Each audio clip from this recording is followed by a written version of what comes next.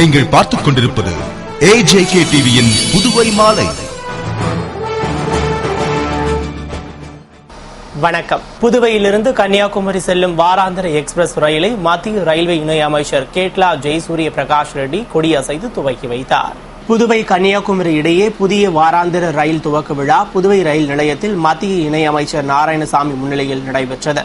தெற்கு ரயில்வே கூடுதல் மேலாளர் நாராயணன் வரவேற்று பேசிய விழாவில் சிறப்பு விருந்தினராக மத்திய ரயில்வே துறை இணை அமைச்சர் கோட்லா ஜெயசூரிய பிரகாஷ் ரெட்டி கலந்து கொண்டு கொடியசைத்து ரயிலை துவக்கி வைத்து பேசுகையில், சென்னையிலிருந்து மகாபலிபுரம் புதுவை வழியாக கடலூருக்கு புதியதாக ரயில் வழிப்பாதை அமைக்க நடவடிக்கை எடுக்கப்பட்டு வருவதாகவும், இந்த வழித்தடத்திற்கான பணிகள் நிறைவு பெற்ற பின்னரே புதுவையில் புதிய ரயில் நிலையம் எங்கு அமையும் என்பது தெரியவரும் என்றார். மேலும் புதுவை ரயில் நிலையத்தில் குடிநீர், கழிப்பிடம் உள்ளிட்ட அடிப்படை வசதிகளை ஏற்படுத்துவதற்காக 60 லட்சம் ரூபாய் ஒதுக்கப்பட்டுள்ளது. மேலும் மங்களூரிலிருந்து திருச்சி வரை செல்லும் ரயிலும் புதுவை வரை நீட்டிக்கப்படும். இது தவிர புதுவையிலிருந்து திருப்பதிக்கு அதிவேக ரயில் விடப்படும். இன்னும் 3 மாதத்தில் இந்த ரயில் சேவை துவங்கும் என்று பேசினார். நிறைவில் திருச்சி கோட்ட ரயில்வே மேலாளர் மஞ்சுளா ரங்கராஜன் நன்றி கூறிய விழாவில் எதிர்க்கட்சித் தலைவர் வைத்திலிங்கம், முன்னாள் அமைச்சர் வல்சராஜ், சட்டமன்ற உறுப்பினர் தேனி ஜெயக்குமார் மற்றும் ரயில்வே அதிகாரிகள் பலர் கலந்து கொண்டனர். மேலும் புதுவையிலிருந்து புறப்பட்டு சென்ற கன்னியாகுமரி ரயிலுக்கு விழுப்புரம், கடலூர், சிதம்பரம் உள்ளிட்ட இடங்களில் வரவேற்பு அளிக்கப்பட்டது. புதுவையில் ஏழைகள் கூட அதிக கட்டணம் கொடுத்து தனியார் பள்ளிகளில் குழந்தைகளை சேர்க்கின்றனர் என்று பள்ளி கல்வி இயக்ககம் சார்பில் நடைபெற்ற மாணவர் நாள் விழாவில் முதல்வர் ரங்கசாமி தெரிவித்துள்ளார். புதுவை அரசின் பள்ளி கல்வி இயக்ககம் சார்பில் மாணவர் நாள் விழா லாஸ்பேட்டை வள்ளலார் அரசு பெண்கள் மேல்நிலைப் பள்ளி வளாகத்தில் நடைபெற்றது. பள்ளி கல்வி இயக்குநர் வல்லவன் வரவேற்று பேசிய விழாவில் அமைச்சர் தியாகராஜன் தலைமை தாங்கி தலைமை உரையாற்றிட சட்டமன்ற உறுப்பினர்கள் வைத்தியநாதன், கல்யாணசுந்தரம் ஆகியோர் வாழ்த்து பேசினர். விழாவில் சிறப்பு விருந்தினராக முதல்வர் ரங்கசாமி கலந்து கொண்டு காமராஜர் பிறந்தநாள் விழா போட்டிகளில் வெற்றி பெற்ற மாணவர்களுக்கு பரிசுகள் வழங்கி பேசுகையில், புதுவையில் ஆரம்ப கல்வி மட்டுமின்றி மருத்துவம், பொறியியல் கல்வியும் எப்போதும் எல்லோருக்கும் கிடைக்க வேண்டும் என்றுதான் அரசின் எண்ணம் என்றும், மேலும் பள்ளிகளில் மதியம் வழங்கப்படும் பாலை பிள்ளைகள் சரிவர குடிப்பதில்லை என்பதால் தான் ரொட்டிப்பால் திட்டம் நிறுத்தப்பட்டது. மற்றபடி நிதி நெருக்கடியால் திட்டம் நிறுத்தவில்லை என்றார். சென்டாக் மாணவர்களுக்கு ஒதுக்கப்பட்டுள்ள நிதி இன்னும் 2-3 நாட்களில் அந்தந்த கல்லூரிகளுக்கு அனுப்பப்பட உள்ளதாக தெரிவித்த அவர், இது மட்டுமின்றி மாணவர்களுக்கான எல்லா திட்டங்களையும் அரசு நிச்சயம் செம்மையாக செயல்படுத்தும் என்று தெரிவித்தார். மேலும் அரசு திட்டங்கள் அனைத்தும் ஏழைகளுக்கு உதவ வேண்டும் என்பதற்காகத்தான். ஆனால் அரசு பள்ளிகளில் திறமையான ஆசிரியர்கள், வசதிகள் இருந்தும் ஏழைகள் கூட தனியார் பள்ளிகளில் அதிக கட்டணம் கொடுத்து பிள்ளைகளை சேர்க்கின்றனர். சாதாரண ஏழைகள் கூட அரசு பள்ளிகளில் தங்கள் பிள்ளைகளை சேர்க்க தயங்கினால் எப்படி ஆசிரியர் பணியிடங்களை நிரப்ப முடியும் என்றார். ஆகையால் தான் அரசு பள்ளிகளில் CBSE பாடத்திட்டத்தை கொண்டுவர உள்ளதாகவும் அவர் கூறினார். நிறைவில் இணை இயக்குநர் கிருஷ்ணராஜ் நன்றி கூறிய விழாவில் கல்வித்திட்ட இயக்குநர் பார்த்தசாரதி, துணை இயக்குநர் மீனாட்சி மற்றும் பல்வேறு பள்ளிகளின் தலைமை ஆசிரியர்கள், ஆசிரியர்கள் மற்றும் மாணவ மாணவிகள் திரளாக கலந்து கொண்டனர். புதுவை முதல்வர் ரங்கசாமி தாக்கல் செய்துள்ள பட்ஜெட் சாமானிய மக்களுக்கான பட்ஜெட் அல்ல, ஒரு சம்பிரதாயத்திற்காக தாக்கல் செய்யப்பட்ட பட்ஜெட் என்று திராவிட முன்னேற்ற கழக மாநில அமைப்பாளர் MA சுப்பிரமணியன் கருத்து தெரிவித்துள்ளார். இதுகுறித்து புதுவை மாநில திராவிட முன்னேற்ற கழக மாநில அமைப்பாளர் MA சுப்பிரமணியன் கூறுகையில், புதுவை முதல்வர் ரங்கசாமி தாக்கல் செய்துள்ள 2013-2014 நிதியாண்டிற்கான வரவு செலவு திட்டம் ஒரு சம்பிரதாயத்திற்காக தாக்கல் செய்யப்பட்ட பட்ஜெட் என்றும், திராவிட முன்னேற்ற கழகம் தொடர்ந்து வற்புறுத்தி வந்ததன் பலனாகவும் புதுவையின் சிறப்பு வாய்ந்த தன்மை பாழ்பட்டுக் கொண்டிருக்கிறது என்று சுட்டிக்காட்டியதன் விளைவாகவும் உணவு பண்டகங்கள், மருத்துவ உபகரணங்கள், மின்சார பொருட்கள் உள்ளிட்ட பொருட்களுக்கு மதிப்பு கூட்டு வரியினை குறைத்திருப்பதற்கு திமுக சார்பில் பாராட்டு தெரிவிக்கும் அதே வேளையில், உள்கட்டமைப்பு வசதிகளை மேம்படுத்த எந்த ஒரு எதிர்கால திட்டத்திற்கும் எந்த நிதியும் ஒதுக்கப்படாதது ஏற்கத்தக்கது அல்ல என்று கூறிய அவர், மேலும் உள்ளாட்சி தேர்தலை உச்சநீதிமன்ற உத்தரவுப்படி நடத்துவதற்கு நிதியும் ஒதுக்கப்படவில்லை, அதனை நடத்துவதற்கு இந்த அரசிற்கு தைரியமும் இல்லை என்றார்.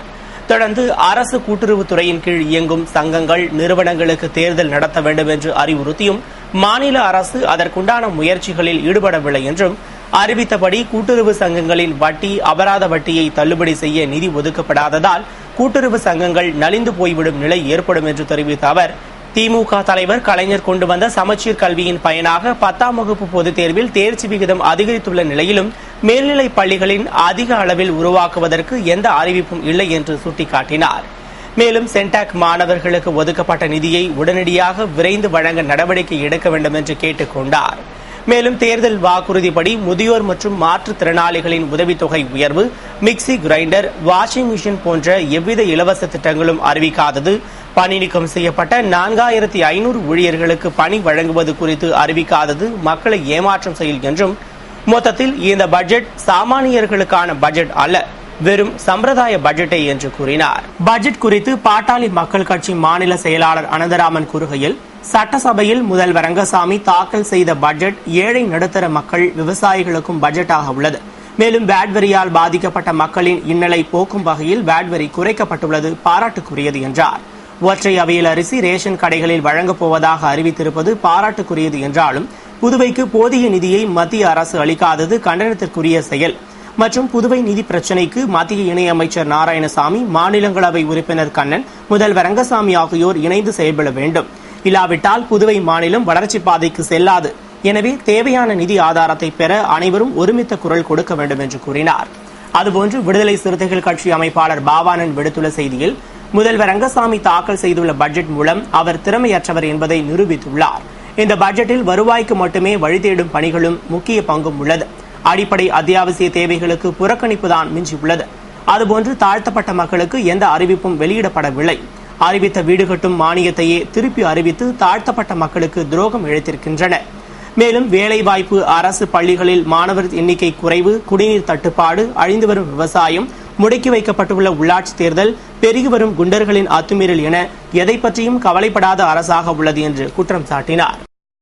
புதுவையில் 400 கோடி ரூபாய் செலவில் நவீன வசதியுடன் புதிய ரயில் நிலையம் அமைக்கப்பட உள்ளதாக மத்திய இணையமைச்சர் நாராயணசாமி தெரிவித்துள்ளார். புதுவை கன்னியாகுமரி ரயில் சேவை துவக்க விழாவில் மத்திய இணையமைச்சர் நாராயணசாமி பேசுகையில், கடந்த காலங்களில் புதுவை ரயில் நிலையத்திலிருந்து 2 ரயில்கள் மட்டுமே இயக்கப்பட்டு வந்த நிலையை மாற்றி புதிய ரயில் சேவைகள் மூலம் தற்போது நாட்டில் உள்ள அனைத்து முக்கிய நகரங்களையும் இணைத்துள்ளதாகவும், இதன் மூலம் வாக்குறுதி அளித்தபடி 85% சேவைகளை நிறைவேற்றி கொடுத்துள்ளதாகவும், ஆனால் சிலரின் வாக்குறுதிகள் தேர்தல் அறிக்கையாகவே மட்டும் உள்ளது என்று தெரிவித்தார்.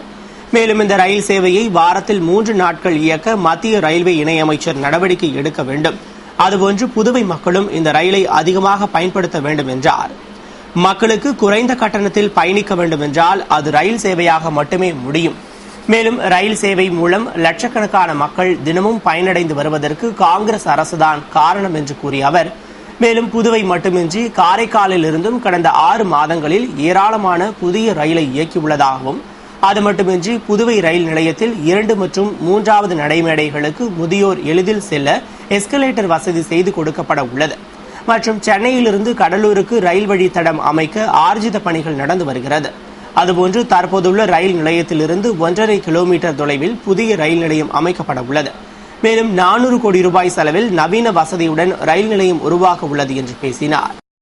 புதுவை வில்லியனூரில் போக்குவரத்தை சீரமைக்கும் வகையில் மக்களிடையே விழிப்புணர்வை ஏற்படுத்தும் பணியில் போக்குவரத்து போலீசார் ஈடுபட்டனர். புதுவை போக்குவரத்து எஸ்பி குணசேகரன் உத்தரவுப்படி போக்குவரத்து தெற்கு ஆய்வாளர் ராஜசங்கர் வல்லாட் தலைமையில் போக்குவரத்து போலீசார் மக்களிடையே போக்குவரத்து விழிப்புணர்வை ஏற்படுத்தும் பணியில் ஈடுபட்டனர். அதன்படி வில்லியனூர் 4 மாட வீதியிலும் சிக்னலில் இருந்து 15 அடி தூரத்திற்கு வாகனங்களை நிறுத்தக்கூடாது என்றும், வாகனங்களை நிறுத்த வரையப்பட்ட கோட்டிற்குள் வாகனங்களை நிறுத்த வேண்டும் மற்றும் நோ பார்க்கிங் பகுதியில் வாகனங்களை நிறுத்தக்கூடாது என்றும் மக்களுக்கு அறிவுறுத்தினர். மேலும் இதுகுறித்த விழிப்புணர்வை மக்களிடையே ஏற்படுத்தும் வண்ணம் மக்களுக்கு பயிற்சி அளித்து போக்குவரத்தை சீரமைக்க போக்குவரத்து விதிகளை கடைபிடிக்குமாறு வேண்டுகோள் விடுத்தனர். ஜம்மு காஷ்மீர் மாநில அமர்நாத் கோவிலில் உருவாக்கிய பனிலிங்கம் 1 மாதத்திற்கு முன்பாகவே கரைந்து விட்டதால் பக்தர்கள் கவலையில் ஆழ்ந்துள்ளனர். ஜம்மு காஷ்மீர் மாநிலத்தில் அமைந்துள்ள அமர்நாத் கோவிலில் ஆண்டுதோறும் ஜூன் இறுதியில் பனிலிங்கம் உருவாகி ஆகஸ்ட் மாதம் இறுதி வரை இருக்கும். இதனை காண ஆண்டுதோறும் ஏராளமான பக்தர்கள் அமர்நாத் யாத்திரை மேற்கொள்வர். அதன்படி இந்த ஆண்டும் அமர்நாத் பனிலிங்கத்தை காண ஏராளமானோர் பதிவு செய்துள்ளனர். ஆனால் இந்த ஆண்டு ஜூன் 28ஆம் தேதி உருவாகிய பனிலிங்கம் ஆகஸ்ட் இறுதி வரை இருக்கும் என்று எதிர்பார்க்கப்பட்ட நிலையில் கடந்த 2 நாட்களுக்கு முன்பு கரைய துவங்கி முழுமையாக கரைந்துவிட்டது என்று தகவல்கள் வெளியாகியுள்ளன. மேலும் ஆண்டுதோறும் 10 அடி உயரத்தில் தானாகவே உருவாகும் லிங்கம் இந்த ஆண்டு 8 அடியில் தோன்றியதாக கூறப்படுகிறது. இதனால் முன்பதிவு செய்து காத்திருக்கும் பக்தர்கள் ஏராளமானோர் கவலையில் ஆழ்ந்துள்ளனர். புதுவை விவசாய தொழிலாளர்கள் கோரிக்கைகளை வலியுறுத்தி வில்லியனூர் துணை மாவட்ட ஆட்சியர் அலுவலகம் முன்பு போராட்டத்தில் ஈடுபட்டனர்.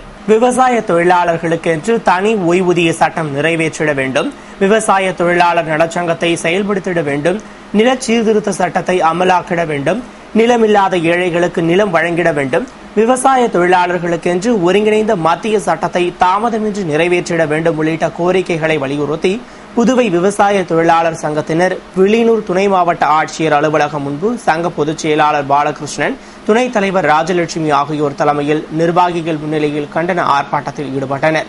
போராட்டத்தில் விவசாய தொழிலாளர்கள் ஏராளமானோர் பங்கேற்று கோரிக்கைகளை வலியுறுத்தி கோஷமிட்டனர். இதுபோன்று பாகூர், கரிக்கலாம்பாக்கம், அரியாங்குப்பம், திருக்கனூர் ஆகிய பகுதிகளிலும் போராட்டத்தில் ஈடுபட்டனர். புதுச்சேரி விவசாய தொழிலாளர்களுக்கு தேசிய கிராமப்புற வேலைவாய்ப்பு திட்டத்தின் கீழ் 100 நாள் வேலையை 200 நாட்களாக அதிகப்படுத்த வேண்டும் என்றும், நாட்கூலியை 132 300 உயர்த்த வேண்டும் என்றும், நிலமில்லாத ஏழை எளிய மக்களுக்கு நிலம் வழங்க வேண்டும் என்றும், விவசாய தொழிலாளர் நல வாரியத்தில் விடுபட்டுள்ள அனைத்து விவசாய தொழிலாளர்களுக்கும் அங்கீகாரம் வழங்கி நலத்திட்டங்களை வழங்க வேண்டும் என்றும்,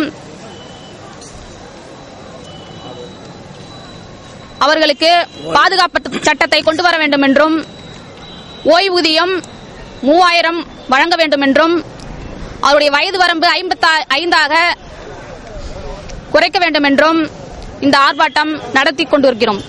புதுவை கொம்பாக்கம் ஸ்ரீ வெங்கடாஜலபதி திருக்கோவிலில் நடைபெற்ற ஸ்ரீ மகா சுதர்சன ஹோம பூஜையில் திரளான பக்தர்கள் பங்கேற்று வழிபட்டனர். புதுவை கொம்பாக்கம் ஸ்ரீ செங்கழநீர் அம்மன் ஆலயத்தைச் சேர்ந்த ஸ்ரீ வெங்கடாஜலபதி திருக்கோவிலில் 1ஆம் ஆண்டு ஸ்ரீ சுதர்சன ஜெயந்தி மகோற்சவம் நடைபெற்றது. இதனை முன்னிட்டு ஸ்ரீ சுதர்சனருக்கு சிறப்பு திருமஞ்சனமும், தொடர்ந்து கலச ஸ்தாபன பூஜை, ஸ்ரீ மகா சுதர்சன ஹோமம், பூர்ணாகுதி, தீபாராதனை நடைபெற்றது. தொடர்ந்து விழாவில் பங்கேற்ற பக்தர்களுக்கு பிரசாதம் விநியோகிக்கப்பட்டது. விழாவிற்கான ஏற்பாடுகளை அறங்காவல் குழுவினர், விழா குழுவினர் மற்றும் ஊர் பொதுமக்கள் செய்திருந்தனர். விழாவில் திரளான பக்தர்கள் கலந்து கொண்டு வழிபாடு செய்து ஸ்ரீ சுதர்சனரின் திருவருளை பெற்றனர். இத்துடன் செய்திகள் நிறைவடைந்தன. வணக்கம்.